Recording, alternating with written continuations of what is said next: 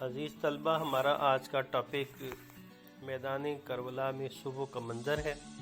اس کے شاعر میر انیس کا اصل نام میر بابر علی انیس ہے۔ آپ کے والد میر خلیق اور دادا میر حسن بھی نامور شاعر تھے۔ اسی لیے میر انیس کا یہ شعر ہے کہ عمر گزری ہے اسی دشت کی سیاہی میں، پانچویں پشت ہے شبیر کی مداحی میں۔ تو پورا خانوادہ اور پورا خاندان جو ہے وہ شعرا کا ہے، لیکن میر انیس کی جو خاص اسپیشلٹی ہے، خاص بات ہے، وہ مرثیہ نگاری ہے۔ میر انیس اردو کے سب سے اعلیٰ اور سب سے بڑے مرثیہ نگار ہیں۔ آپ کے بعد اور آپ سے پہلے جس مقام پہ میر انیس نے مرثیہ کو پہنچایا ہے، کوئی دوسرا شخص اس مقام پہ مرثیہ کو نہیں پہنچا سکا۔ یہ پہلا بند مرثیہ کا ہے۔ شاعری کی اصطلاح میں اسے تشبیب کہتے ہیں۔ تشبیب میں عام طور پر عشقیہ اور بہاریہ منظر پیش کیے جاتے ہیں، یعنی اس میں عشق و محبت کی بات ہوتی ہے اور یا بہار کا منظر ہے۔ تو یہ بہار کا منظر ہے جو اس قصیدے کی تشبیب میں، یعنی کہ اس کی تمہید میں پیش کیا گیا ہے اور آپ کے نصاب میں نظم کے طور پر شامل کیا گیا ہے۔ تو پہلے بند کو ہم پڑھتے ہیں۔ ٹھنڈی ہوا میں سبزہ صحرا کی وہ لہک، شرمائے جس سے اطلس زنگار یہ فلک، وہ جھومنا درختوں کا پھولوں کی وہ مہک، ہر برگ گل پیش قطرہ شبنم کی وہ جھلک، ہیرے خجل تھے گوہر یکتا نثار تھے، پتے بھی ہر شجر کے جواہر نگار تھے۔ عزیز طلبہ، اس بند میں انہوں نے منظر صبح کا پیش کیا ہے، اور صبح کا منظر بھی ایسا ہے جس میں سردی ہے، اوس پڑی ہوئی ہے اور ٹھنڈک کا سما ہے، ٹھنڈک کی فضا ہے۔ بالکل بینہ یہی کیفیت ہے جو آج ہمارے موسم کی ہے۔ باہر آپ نے نکل کے دیکھا ہوگا کہ اوس ہے اور دھند جو ہے وہ باہر چھائی ہوئی ہے، ہلکی دھوپ جو ہے وہ نکل رہی ہے، اور اس دھوپ کے نکلنے سے یہ ٹھنڈک جو ہے وہ اور بڑھ رہی ہے، کیونکہ دھوپ کی شعاعیں پڑنے سے جو پانی ہے وہ ذرا گرم ہو کے پگھل رہا ہے اور ہوا بھی چل رہی ہے۔ تو لہذا بالکل وہی منظر جو آج ہمارے موسم کا ہے اس بند میں موجود ہے۔ ہوا میں ٹھنڈک ہے، سبزہ صحرا میں لہلہاٹ ہے، ہوا کے چلنے، لہلہاٹ کا لہر کا مطلب ہلنا ہے، لہلہانا ہے، شرمانے کا مطلب آپ کو پتہ ہے شرمندہ ہونا یا یہ شرم سے اپنے آپ کو سکیڑنا۔ اطلس کہتے ہیں قیمتی کپڑے کو، زنگاری فلک نیلے رنگ کا آسمان، اطلس سے زنگاری فلک یہ قیمتی کپڑا بن گیا ہے۔ آسمان جو ہے وہ جھومنا درختوں کا پھولوں کی وہ مہک، درخت جھوم رہے ہیں، پھول جو ہے خوشبو سے مہک رہے ہیں، مہک بکھیر رہے ہیں، برگ گل، ہر پتی جو ہے پھول کی اس کے اوپر شبنم کے قطروں کی جھلک ایسے نظر آ رہی ہے کہ جیسے موتی ہوں، ہیرے ہوں۔ اسی لیے کہا کہ ہیرے خجل تھے گوہر یکتا نثار تھے، ہیرے بھی شرمندہ ہیں اور قیمتی پتھر جو ہیں وہ بھی نثار ہو رہے ہیں،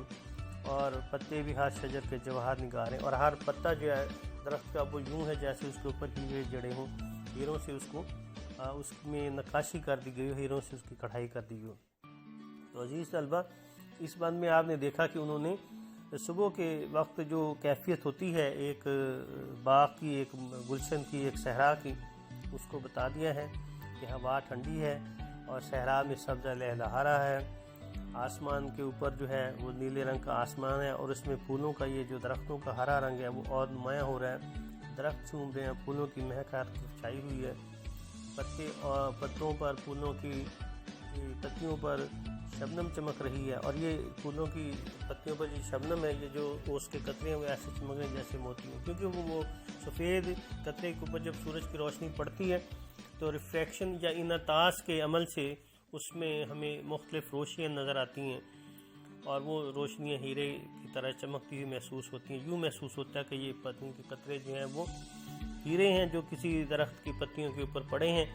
اور سارے درخت جو ہیں سورج کی روشنی کے انعکاس کی وجہ سے ایسا منظر پیش کریں کہ جیسے ان درختوں کی، ان پھولوں کی پتیوں پر بے شمار ہیرے ہیں۔ لہذا اس منظر کو دیکھ کر جو اصل ہیرے ہیں، جو حقیقتاً گوہر اور موتی ہیں، وہ شرمندہ ہو رہے ہیں کہ ہم بھی اس طرح چمک نہیں دے رہے، ہم بھی اس طرح نہیں خوبصورتی پیدا کر رہے، ہمارے اندر بھی رنگوں کا منظر ایسا نہیں ہے جیسا کہ اوس کے ان قطروں میں ہے جو ہم سے وہ نور اور وہ دشت سہانا سا وہ فضا دراج و گب کو تیہو تیوس کی صدا وہ جوش گل وہ نالہ مرغان خوشنوا سردی جگر کو بخشتی تھی صبح کی ہوا پھولوں سے سر سبز شجر سرخ پوش تھے تھالے بھی نخل کے سبز گل فروش تھے۔ صبح کے اس منظر میں ہمیں بتا رہے ہیں میر انیس کہ وہ نور اور وہ دشت سہانا سا وہ فضا کہ وہ جو دشت ہے جو صحرا ہے وہ نور میں نہا گیا ہے اور صبح کی روشنی نے اس کو ایسا منور کر دیا ہے، ایسے محسوس ہوتا ہے کہ ہر طرف نور ہی نور چھا گیا ہے اور وہ فضا بھی بڑی نور سے بھر گئی ہے۔ پھر اس میں دراج کبک تیہو یہ سارے پرندے ہیں، دراج تتر ہے، کبک چکور ہے، تیہو بھی ایک تتر کی طرح کا پرندہ، طاؤس مور کو کہتے ہیں، یعنی کہ یہ سارے پرندے خوبصورت پرندے جن کو انسان پسند کرتا ہے وہ اس میں اپنی صدائیں بلند کر رہے ہیں۔ وہ جوش گل پھولوں کے اندر جوش کھل رہے ہیں اپنے جوش شدت کی وجہ سے، پھول جو کلیاں جو پھولوں کی شکل اختیار کر رہی ہیں۔ وہ نالائے مرغان خوشنوا اور مرغ کہتے ہیں پرندے کو، خوشنوا اچھی آواز والے پرندوں کی آوازیں اس صحرا کے منظر میں گونج رہی ہیں۔ سردی جگر کو بخشتی تھی صبح کی ہوا، اور یہ صبح کی ہوا ٹھنڈی جو جیسے میں نے ابھی بتایا کہ آج کا موسم ہے، باہر نکلے تو جسم میں کپکپاہٹ پیدا ہوتی ہے اور ٹھنڈک کا احساس ہوتا ہے اور بندے کو بڑا اچھا لگتا ہے۔ تو یہ کیفیت اس مصرے میں موجود ہے۔ پھولوں سے سر سب شجر سرخ پوش تھے اور ہرے رنگ کے یہ سبز جو درخت ہیں ان کے پتے سب کے ہرے ہوتے ہیں، آپ جانتے ہیں۔ یہ سرخ پوش ہو گئے، انہوں نے سرخ لباس پہن لی، یعنی ان کے اوپر سرخ رنگ کے پھول اس قدر کھل گئے ہیں کہ ہرے رنگ میں پھولوں کی آمیزش ہو گئی ہے۔ یوں محسوس ہوتا ہے کہ جیسے کسی ہرے رنگ کی خاتون نے سرخ چادر جو ہے اوڑھ لی ہو اپنے اوپر، اور تھالے بھی نخل کے سبز گل فروش تھے، اور درخت کے نیچے جو درخت کے سائے کے برابر حصہ بن جاتا ہے اسے درخت کا تھالا کہتے ہیں، درخت کی تھالی کہتے ہیں، جس کو عام طور پر کسان صاف رکھتا ہے، تھالے کی شکل ہوتی ہے اس کی۔ تو وہ تھالا جو ہے وہ پھول گر گر کے اس کے اندر ایسا محسوس ہوتا ہے جیسے وہ سبت کہتے ہیں ٹوکری کو، اور اپنا گل فروش پھول بیچنے والے کی ٹوکری بن، تو وہ درخت کے نیچے کا حصہ جس کو تھالا کہتے ہیں وہ ایسے محسوس ہوتا ہے جیسے پھول بیچنے والے کی ٹوکری ہو، یعنی وہ بھر گیا، وہ حصہ جو ہے پھولوں سے لبریز ہو گیا ہے اور ایک ٹوکری کا منظر پیش کر رہا ہے۔ تو یہ اگر ہم تھوڑا سا غور کریں تو یہ جو ہے نا اپنا اس میں صنعت مبالغہ جو ہے اس کا ذکر کیا ہے۔ حقیقت میں اس قدر پھول نہیں ہوتے یا درخت کے نیچے ان کا اتنا شدت سے نہیں ہوتا کہ وہ ٹوکری کا منظر پیش کریں، لیکن چونکہ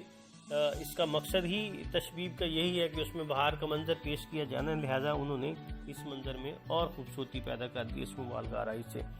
وہ دشت وہ نسیم کے جھونکے وہ سبزہ زار، پھولوں پہ جا بجا وہ گوہر ہے آبدار، اٹھنا وہ جھوم جھوم کے شاخوں کا بار بار، بالائے نخل ایک جو بلبل تو گل ہزار، خواہاں تھے زیب گلشن زہرا جو آپ کے، شبنم نے بھر دیے تھے کٹورے گلاب کے۔ اب آپ دیکھیں کہ تھوڑی سی کیفیت میں ذرا سی تبدیلی پیدا کرنے کی شاعر کوشش کر رہا ہے، لیکن منظر وہی ہے، بتا رہے ہیں کہ وہ دشت وہ نسیم کے جھونکے وہ سبزہ زار، کہ وہ دشت جو ہے صحرا جو اس کے اندر جو وہ سبزہ ہے اور اس میں ہوا کے جھونکے، خوشبو بھری ٹھنڈی ہوا کے جھونکے آ رہے ہیں، کیا خوبصورت منظر ہے۔ پھولوں پہ جا بجا وہ گوہر ہائے آبدار، اور پھولوں کے اوپر وہ چمکتے موتی، جس کے اوپر بند میں ہم نے بات کی ہے کہ وہ چونکہ اوس کے قطرے ہیں، سورج کی روشنی کی وجہ سے وہ مختلف رنگ بکھیریں اور موتیوں کا منظر پیش کریں، اس لیے کہا کہ وہ چمکتے موتی کیا بات ہے۔ اٹھنا وہ جھوم جھوم کے شاخوں کا بار بار، اور شاخیں جو ہوا سے کبھی اوپر کبھی نیچے جھولتی ہیں، لہرتی ہیں اور جھومتی ہیں۔ بالائے نخل ایک جو بلبل تو گل ہزار، اور درخت کے اوپر، بالا کہتے ہیں اوپر کو، نخل کہتے ہیں درخت کو، درخت کے اوپر اگر ایک بلبل ہے تو ہزار گل ہیں۔ اچھا طلبہ، آپ نے یہ ذہن میں رکھنا کہ ہماری شاعری کی روایت میں بلبل جو ہے وہ عاشق ہے اور پھول جو ہے اس کا محبوب ہے۔ اب عاشق ایک ہے اور محبوب ہزاروں ہیں، پھول یعنی ہزاروں کھل گئے ہیں۔ اب عاشق کو سمجھ نہیں آ رہی کہ کون سے محبوب کے پاس میں جاؤں، اس لیے کہا کہ بالائے نخل ایک جو بلبل تو گل ہزار، خواہاں تھے زیب گلشن زہرا جو آپ کے، یہ زہرا کے گلشن کے خوبصورت پودے، خوبصورت پھول، خوبصورت اشخاص جو ہیں وہ پانی کے طلبگار ہیں، خواہاں ہیں۔ تو شبنم نے کیا کیا کہ بھر دیے تھے کٹورے گلاب کے، تو گلاب کے اوپر شبنم اس قدر گری ہے کہ اس نے کٹورے کا منظر پیش کر دیا ہے کہ اگر حضرت فاطمہ رضی اللہ عنہا کے باغ کے یہ پھول حضرت امام حسین علیہ السلام اور آپ کی خانوادہ جو ہے جو اس وقت کربلا میں موجود ہے، اگر چونکہ ان پہ پانی بند ہے اور پانی کی بندش کی وجہ سے بچے بلک رہے ہیں، پریشانی کا منظر ہے، تو لہذا اس کا انتظام شبنم نے یہ کیا ہے کہ پھولوں کے اوپر اس قدر گری ہے کہ اگر کوئی پانی کی طلب ہے اسے تو ان کٹوروں سے پانی جو ہے وہ پیا جا سکتا ہے، ان کٹوروں سے سیراب ہوا جا سکتا ہے۔ دیکھیے کس خوبصورت اور کس قدر شاعرانہ صداقت سے کام لیتے ہوئے میر انیس نے اس کیفیت کو بتانے کی کوشش کی ہے۔ پھر اگلے بند میں وہی پھر صبح کا منظر،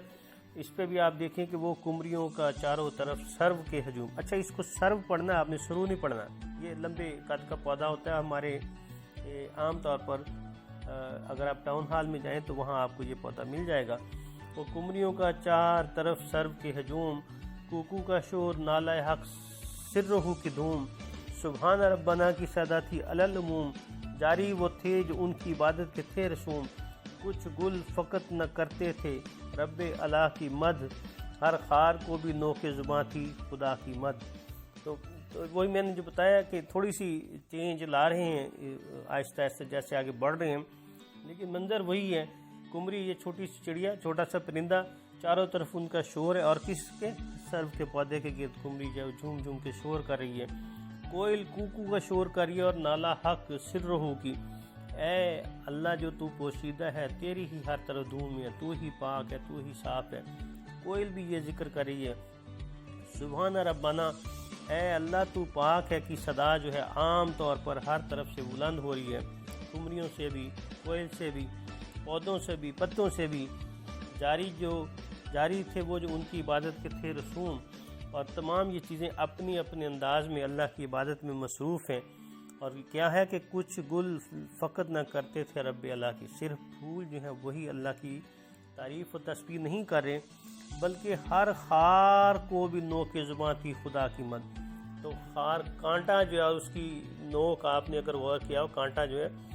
وہ آگے سے تھوڑا سا رنگ چینج کر کے کالا سا ہو جاتا ہے، تو وہ اس کی زبان شاعر نے دیکھیں کس قدر مشاہدہ ہے بریک شاعر کا، کہ شاعر کہتا ہے کہ کانٹے کی زبان جو ہے وہ بھی اللہ کی تعریف کری، اللہ کی مدح میں مصروف ہے۔ اور آخری بند میں کہتے کہ چونٹی بھی ہاتھ اٹھا کے یہ کہتی تھی بار بار، اے دانہ کش ضعیفوں کے رزاق تیرے نثار، اور یا حی یا قدیر کی تھی ہر طرف پکار، تسبیح کہیں تھی کہیں تحلیل کردگار، طائر ہوا میں مست، ہرن سبزہ میں، جنگل کے شیر گونج رہے تھے کچار میں۔ پھر اب وہ پودوں سے، درختوں سے، جانوروں کی طرف رخ کیا ہے شاعر نے، اور بتایا کہ چونٹی بھی ہاتھ اٹھا اٹھا کے اللہ کا شکر ادا کر رہی ہے،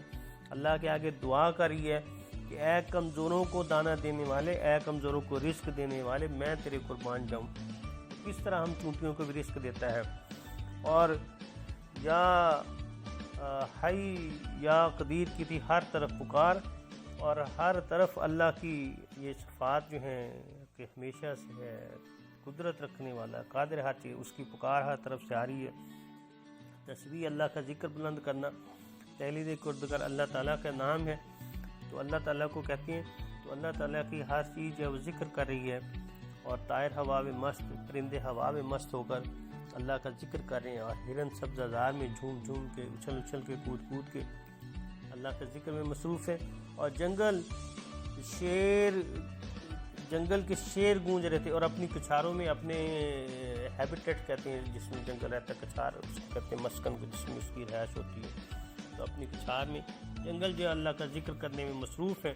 تو مطلب یہ ہوا کہ ہوا سے لے کر فضا تک، اور گھاس سے لے کر درختوں تک،